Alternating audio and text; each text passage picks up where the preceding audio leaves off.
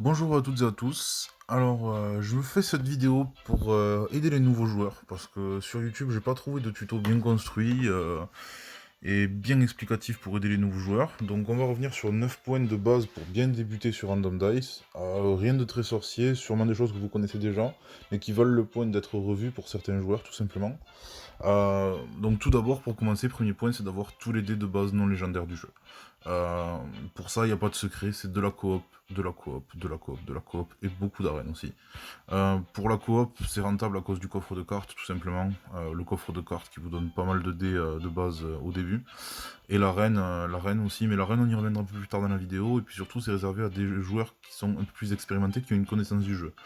C'est là qu'on arrive au deuxième point de la vidéo, c'est la connaissance du jeu justement. Connaître les effets du dé, les différents effets de power-up et surtout de level up, le système de level up. Je m'explique. Prenons par hasard le dé engrenage. Voilà.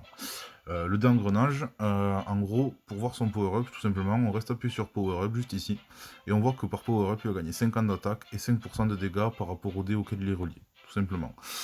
Ça veut dire quoi? Ça veut dire qu'à chaque fois que vous allez power-up votre dé, il va gagner 50 d'attaque et 5%. Mais ça, c'est valable 5 fois, parce que vous pouvez le power-up 5 fois. Et pour le level up, c'est encore autre chose. Le level up, c'est le nombre de points que vous avez sur votre dé. Là, par exemple, l'engrenage a 1 point. Quand il a 2 points, il va pas forcément taper plus fort, il va juste taper plus tout court. C'est-à-dire que son attaque ne va pas augmenter, mais au lieu de taper une fois du 230 toutes les 1,2 secondes, il va taper deux fois, par exemple, du 230 toutes les 1,2 secondes s'il a 2 points.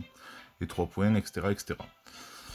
Ensuite, troisième point, c'est d'acheter toutes les améliorations possibles du jeu. Dès que vous en avez, essayez de les acheter.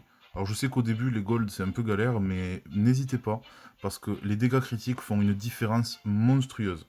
Surtout si vous arrivez à avoir le dé cyclone, là, celui-là qui est beaucoup trop fort, dès que vous avez un peu de dégâts critiques. Ensuite, un autre point qui est pas mal pour les débutants, c'est faire les quêtes. Faire un maximum de quêtes tous les jours. Sachant qu'il y a une petite astuce, une fois que vous avez fini vos 3 quêtes journalières, vous pouvez quand même les reset pour avoir une quatrième quête, en fait, tout simplement. Ça, et surtout, n'oubliez pas d'acheter les packs gratuits que vous avez dans la boutique. Et n'hésitez pas à utiliser la pub pour reset et avoir encore de la gratuité. Tout simplement. Après, un cinquième point, on va approfondir un peu plus le sujet et parler un peu des stratégies adoptées selon les boss en PvP. Alors bon, le Snake, il n'y a pas de stratégie particulière. Le Snake, c'est un peu le boss le plus simple, un peu le boss free, quoi. Après, vous avez le boss Silence. Alors pour le boss Silence, la seule stratégie qui est vraiment efficace, c'est d'avoir un maximum de dés sur le board, en fait. Si vous avez que 4 dés, même s'ils sont très très forts et qui font très très mal, si vous ne le one-shotez pas, vous allez vous faire détruire. Parce que surtout maintenant qu'il silence 2 par 2, il faut vraiment avoir un maximum de dés pour que si le silence proc, ça ne vous fasse pas trop mal, tout simplement.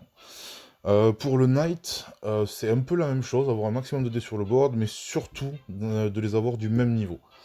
C'est-à-dire d'avoir le même nombre de points sur les dés. Même si c'est pas les mêmes, on s'en fout, mais d'avoir le même nombre de points. Parce que lorsque le Knight va vous transformer vos dés, vous pourrez faire des fusions en fait. Et ça va faire la différence pour le Knight. Pour le magicien, c'est la même chose. Sauf qu'en plus, il y a une petite strat en plus à adopter. Le magicien, quand il pop, va vous détruire un dé instantanément. Ce dé-là, vous pouvez le cibler et le fusionner avant qu'il soit détruit. Donc, le boss tape dans le vide et vous avez le temps de fusionner un dé. Il faut être un peu réactif, mais bon, normalement vous devriez y arriver. Et après, pour le Léon, la seule strat qui est envisageable et facile, c'est ne pas avoir de dé niveau 1. Parce qu'un dé niveau 1 avec le Léon, c'est un dé qui disparaît, tout simplement. Ensuite, sixième point, c'est d'utiliser les gemmes que pour les drafts en arène. Voilà, parce que en boutique, il n'y a rien d'intéressant pour vous avec les gemmes. La seule chose qui pourrait potentiellement être intéressante avec les gemmes, c'est le coffre à 500 gemmes qui peut proc ici, où c'est que vous avez une légendaire obligatoire dedans. C'est la seule chose qui est rentable en gemmes, à part l'arène. Mais l'arène est beaucoup trop rentable. Faut savoir que si vous faites le maximum de victoires, c'est-à-dire 12 wins, vous faites de 1 à 3 légendaires, ce qui est quand même pas dégueu, 15 000 gold.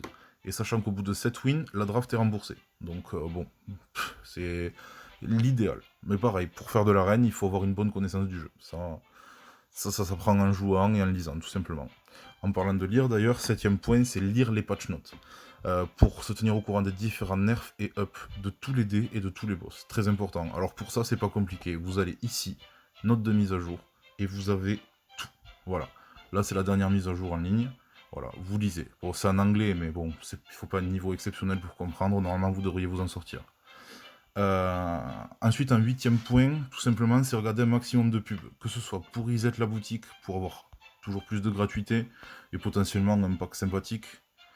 Et surtout pour les coops et le mode JCJ. Pour les coops, c'est d'ailleurs pour moi ce qui rend le pack à 3$ qui vous donne 5 coops de plus un peu débile. Voilà, vous en avez pas besoin. Moi j'ai fait plus de 50 coops en une journée avec des amis, juste en regardant des pubs, et ça marchait très bien, il n'y avait aucun problème avec ça.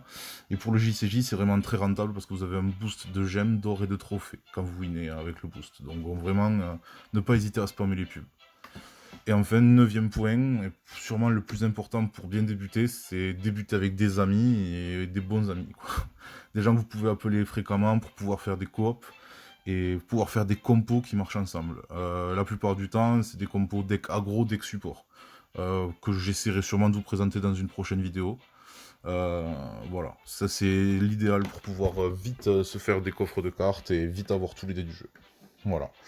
Donc voilà, on a fait le tour des 9 points. N'hésitez pas à me dire en commentaire si vous avez des conseils à donner à d'autres joueurs. Si vous avez des questions, n'hésitez pas non plus, j'essaierai d'y répondre un maximum.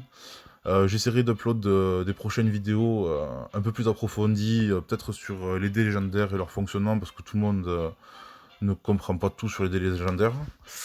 Et peut-être aussi un tuto pour l'arène, essayer de voir un peu comment ça marche. Voilà, voilà, donc n'hésitez pas à vous abonner pour être au courant des prochaines vidéos, activer la petite cloche, laisser un petit pouce bleu. Voilà, voilà.